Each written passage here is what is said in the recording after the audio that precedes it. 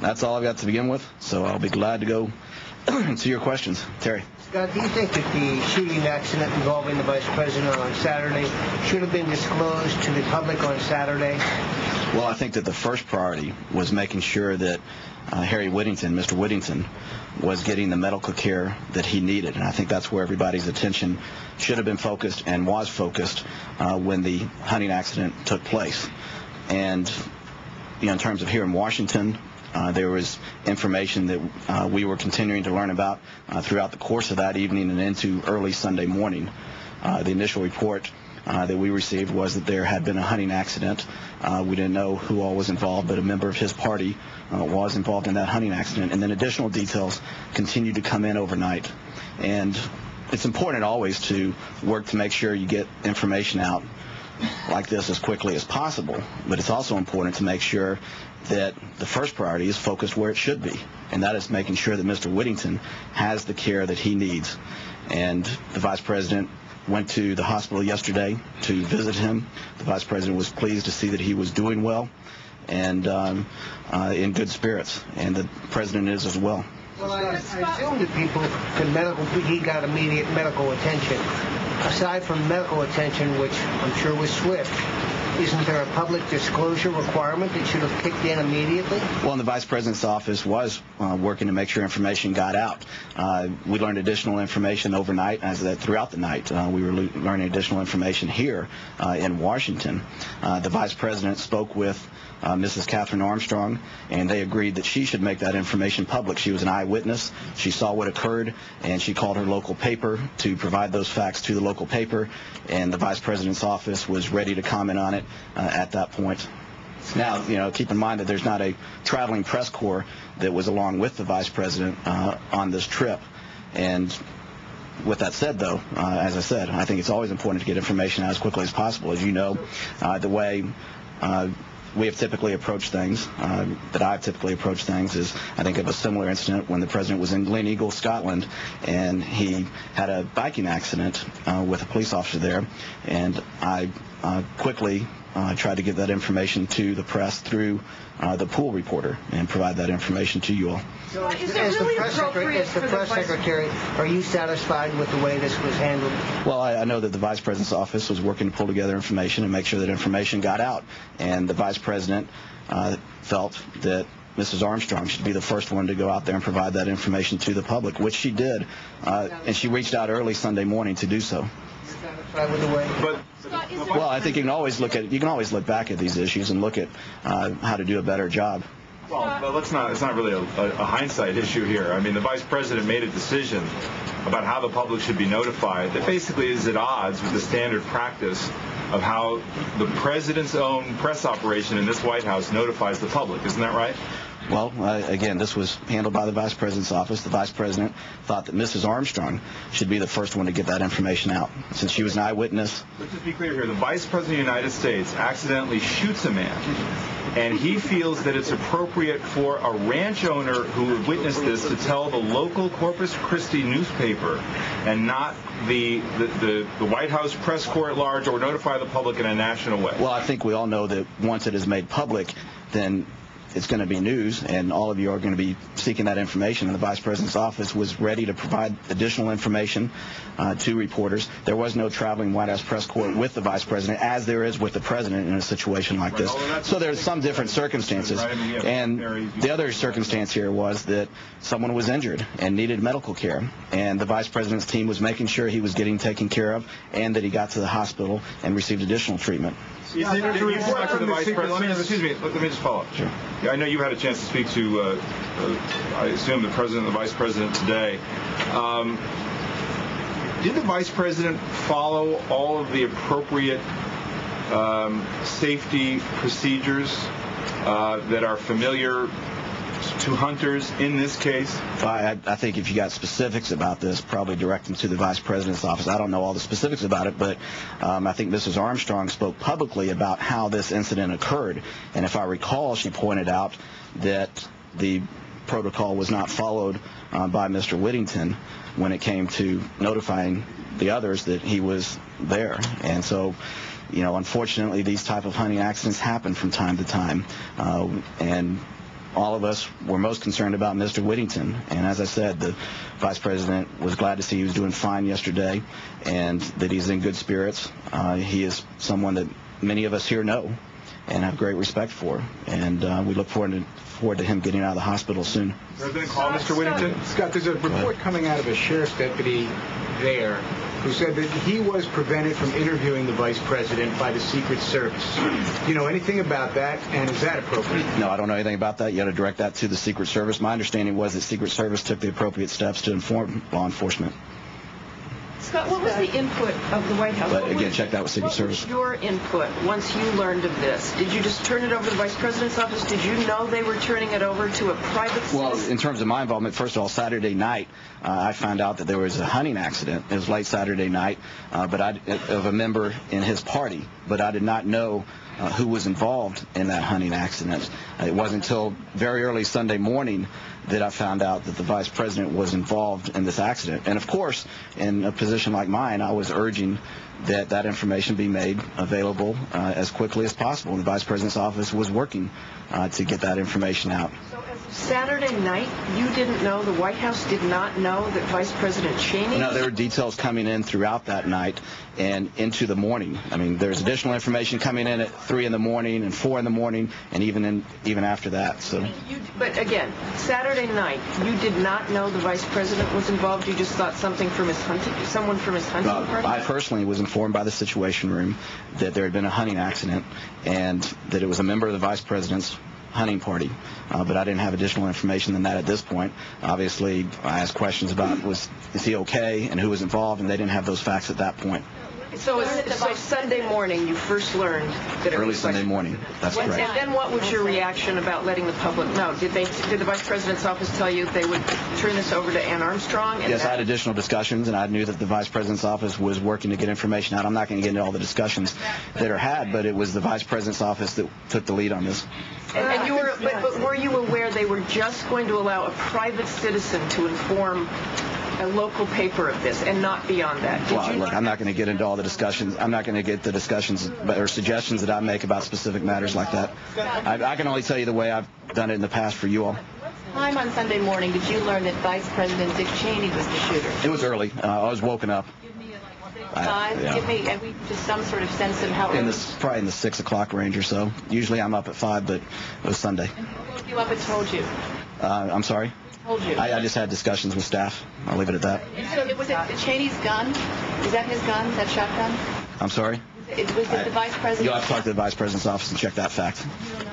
You can check with their office. You said this morning that the President was informed Saturday night by Karl Rove and Andy Card. Yeah, initially by Andy Card. At that point, what was he informed? Was he informed that the Vice President had accidentally shot somebody? No, I think initially, again, Andy had the same report that I had, or a very similar report to what I had. And so we didn't know who was involved. But then there was additional information that was coming in later in the night or later in the day and on into the morning. Vice President and find out that he was the shooter. How is that possible? Well, Kelly, I can only tell you what the facts are. It doesn't make any sense, though. I mean, this happens at 5:30 on Saturday, and you're saying that until the morning, the President of the United States... No, I didn't say that. I said there's additional information coming in later that evening and into the morning hours of Sunday. You've got to clarify this time. When did the President know that the Vice President was the shooter? What time? Again, there's additional information coming in that night. And the details continue to come in throughout the morning into the Sunday morning time period. Vice President did not call the President to tell him he was the shooter? Suzanne, go ahead. Catherine Armstrong talked to CNN Sunday evening. She said that she thought this was going to become a story, so she was going to go to the local press. She also told CNN that she did not believe the Vice President's office was aware that she was going to go to the local press. How do you square that with your account? The Vice President spoke with her directly, and they agreed that she would make it public. So you're saying that she's lying? That her No, you ought to check with her. Check with her, but you're saying that's not correct. The Vice President spoke directly with Mrs. Armstrong, and they agreed that she would make the information public. Scott, it's getting very confusing to try to figure out who knew what, when, and why. You know, once Mr. Whittington's immediate medical needs were being addressed, it sounds like everything just shut down. Was there no staff member with the vice president? No, actually, as I pointed out, there was information that was coming into people back here all the way at 3 in the morning and beyond. So additional information was coming to light from what occurred down in the Corpus Christi area of Texas.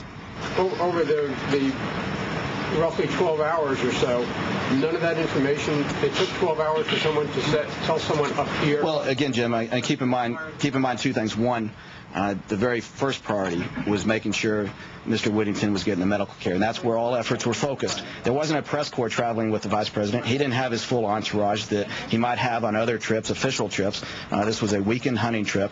And then secondary to that is gathering the facts. And so you want to get the facts together so you can provide that information to the public. And I think that's important to do. And so they gathered facts together, and those facts were coming back to us throughout the evening and into the morning hours of Sunday. Who was gathering the facts? I'm sorry? Who was doing that? Well, I think there's information on the ground there, as well as information then being provided from the ground there being provided back here. Right. And who was doing the providing, and who were they providing it to? Well, people with the vice president's office. I think you can probably, I would check with his office on more specifics. So when did the president definitively know that the vice president had shot somebody? I'm sorry? When did the president know that the vice president... He was learning additional details into that evening on Saturday. It was the vice president that pulled the trigger. We didn't know the full details, but I think he was informed because Carl, I think his deputy chief of staff had spoken with Mrs. Armstrong, provided him additional update in that evening. So there were more circumstances known Saturday evening. So the president was getting more information about who was involved, and that was late Saturday evening. So he knew Saturday evening, Scott, definitively. Did the president know? Additional information, yes, and that the vice president was involved, but didn't know the full facts of what had occurred. He knew Saturday night. Carl, go ahead. Saturday night. Straight chronological questions, so we don't have to yell at you. Sure. If the deputy chief of staff had a conversation with the president late Saturday night, what time was that conversation? And did the information, though developing at the time, contain the fact that the vice president had actually been the shooter? Yes, and I don't know the specific time. I know that Andy Card talked to him initially, probably in the my sense is probably in the 7 to 8 range initially, and then it was later that evening when he found out additional information. But we still didn't have all the details at that point, and additional details were coming into Andy Card at even 3 in the morning and beyond. So let me just. Let me finish this, because what we're trying to do from here, in the course of the night, is get more information and find out exactly what occurred. All right, so if I may then, the chief of staff at 7 to 8 o'clock and tells the president that there was an incident. Later in the evening, the deputy chief of staff tells the president that the vice president was in fact the shooter. Yes, that's correct. That's correct. And then the further details then unfolded throughout the course of the early morning Sunday. That's correct. Additional details, additional information was coming in. At 6 o'clock, right. You were clear personally that the vice president had in fact been the shooter. That's correct. Thank you. Wait, hold on one second. I mean, human beings are not normally this inefficient. I mean, was the vice president immediately clear that he had accidentally shot his friend or not? Or did that information become available later? You make it seem like there's all this information that had to develop. I wouldn't suggest that at all. I'm sure that was the case. I mean, I think Mrs. Armstrong was there and saw the incident. Had to trickle in. Well, David, again, what's important when it happened was to make sure that medical care was getting to Mr. Whittington. That's where all the attention was focused, and making sure he was getting to the hospital. Everybody agrees that that's fine. That's correct. And that didn't seem to me that would take an inordinate amount of time. It certainly wouldn't take. This is happening Saturday evening. But you've got a situation room here. You've got people who monitor stuff. It's impossible to find out. I mean, the vice president knew immediately. Oh no, I've shot somebody accidentally, and it takes 22 hours. And you know what his first reaction was? His first reaction was go to Mr. Whittington and get his team in there to provide him medical care. Why is it that it took so long for the president, for you, for anybody else to know that the vice president accidentally shot somebody? Early the next morning, Mrs. Armstrong reached out to the Corpus paper. That's her local paper, to provide them information. Well, saying that you don't know within the White House? Listen again to what I said. Listen again to what I said. First priority is making sure Mr. Whittington is receiving medical care. Secondary to that is making sure you get the facts together, and then, as quickly as possible, provide that information to the public. Now, the vice president agreed with Mrs. Armstrong that it was best that she provide that information publicly first, because she was not. That's fine if you want to... Hang on. She was an eyewitness to what occurred and could provide the facts to the press. And the Vice President's office was ready. They were on point to provide additional comment on the incident that took place. Do you think it's appropriate for a private citizen... The Vice President has We got 3 people from each news organization here today. The Vice President has a Secret Service detail and has communications which are up to date, operating, and in place. How is it that the word of the shooting and the fact that the Vice President was involved could have been confused or delayed, given the fact that that was almost certainly... Well, I think the initial information is coming from his team on the ground with them, and they're just providing initial report. An accident has taken place. They might not know all the facts at that point, Bill. They're right there. They're out there with him. The ones who are providing that information may have not been right there physically with him and saw exactly what happened. I don't know, but I'm telling you. But hang on, can I finish? Okay, but I'm telling you the facts as they occurred and as I know them. And if there's additional information you want, you can direct those questions to the Vice President's office. It sounds as though your suggestions about how to handle this were disregarded by the Vice President's office. Again, I'll keep those conversations private. Go ahead. Well, that's, you might as well... Wait, let me, is this on this subject, Will? Okay, Jim, go ahead. I just want to clarify one thing. Is it appropriate for a private citizen to be the person to disseminate the information that the Vice President of the United States has shot someone? That's one way to provide information to the public. The Vice President's office worked with her. Well, I should say the Vice President. And the Vice President spoke with her directly and agreed that she should make it public. And then they would provide additional information. But why should it be up to a private citizen? It came out Sunday morning. I've told you the way that I've operated and the way I've provided information in similar circumstances. Is this on? Go ahead, Michael. Go ahead. The Vice President always had a hunting license. Whenever he's gone hunting, there was an item in one of the wire stories this morning that he had a license prior to November, but other stories said he goes every year to Texas. I have a follow-up with him. I check with his office. I don't have those facts. Do you know whether he's taken a hunting... My understanding that he had the hunting license for this hunting trip. What about other trips where he's taken... You can check with his office. Has he taken a hunting safety course in Texas? I check with his office. I don't have those facts, Mike. I haven't checked into that. Is this on this subject? John, go ahead. Thank you, Scott. And then Connie. Will the Vice President be available soon to answer all questions himself about the incident? I think you ought to direct questions like that to his office. He has a press office you can direct questions to. Jessica, keeping with the practice of at least 2 or 3 reporters from each news organization today. You repeatedly said that the Vice President's office will share this information with us. Will you now ask them to share this information with us? Because they're not. Share what information? Details of what happened. I don't know the way you care. And more information. Well, Mrs. Armstrong provided that information. But she was the eyewitness to what took place. Can we get someone from his office? Why can't we get someone from his office? They're not to answer those questions. I want to talk to his office. I think they have provided response to questions. Go ahead, Connie. Is it proper for the Vice President to offer his resignation, or has he offered his resignation? That's an absurd question. Go ahead, Ken. Can we get someone from the Vice President's office in here to answer all these questions that you're deferring? I think you can ask questions to his direct questions to his office. I'm sure they're overwhelmed. It seems like it would be more efficient. Understood, but they're the ones who can provide additional information if there is any to provide. Go ahead, Todd. Scott, you said Mr. Armstrong was the eyewitness. There were other eyewitnesses. Can you tell us who they were? Well, I mean, the Vice President's team was with him. You got to check that with the Vice President's office. But the Vice President's traveling team was with him, so you'd have your normal security detail, as well as military aid and others, and doctor. Who was the third hunter that check with his office. I don't know.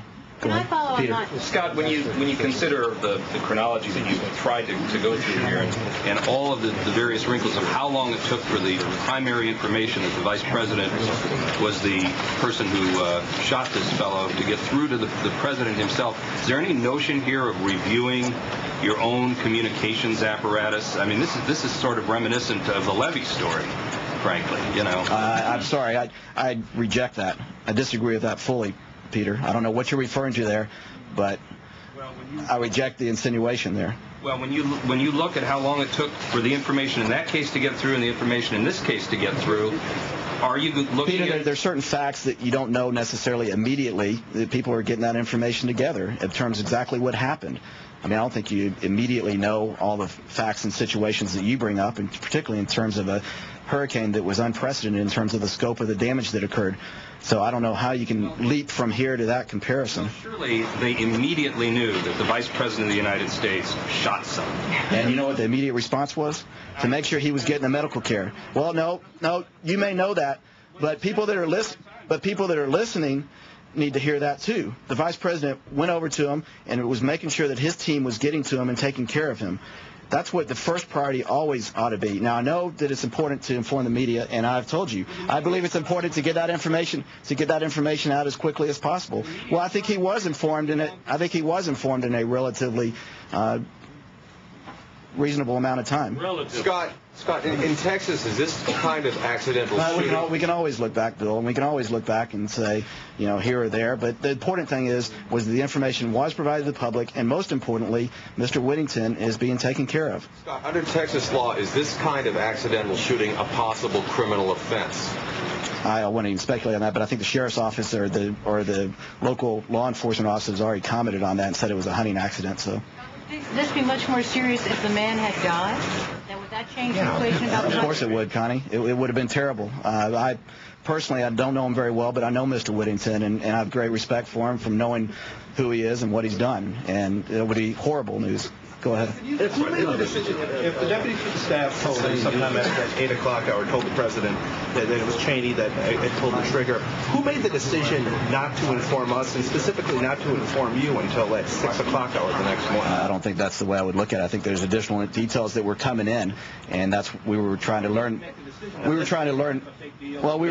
what the details were. I think it's important to have the facts together to be able to provide that information to the public. Now, I also believe in a situation like this, it's important to provide as much information to the public as quickly as possible. Do you agree that was not on Saturday night? Ivan, go ahead. Is this on this subject? No, what I'm going to ask, please don't. Let me stay on this subject. Please don't leave before you get to the subject. We have Okay. Let's wrap it up on this subject here. Go ahead. Will the Vice President and the President, for that matter, continue to go hunting? And is there some thought about maybe this is too dangerous an activity for such an important person to be detained? I haven't had any discussion with either of them about that. I don't know of any change. All right, let's go to new subject. Go ahead. Was there any consideration, to your knowledge, that the information should be delayed in order to avoid it becoming red meat on the Sunday talk shows? I don't know of. In fact, she reached out to the local paper that morning. I don't know what time, but I was told she reached out that morning.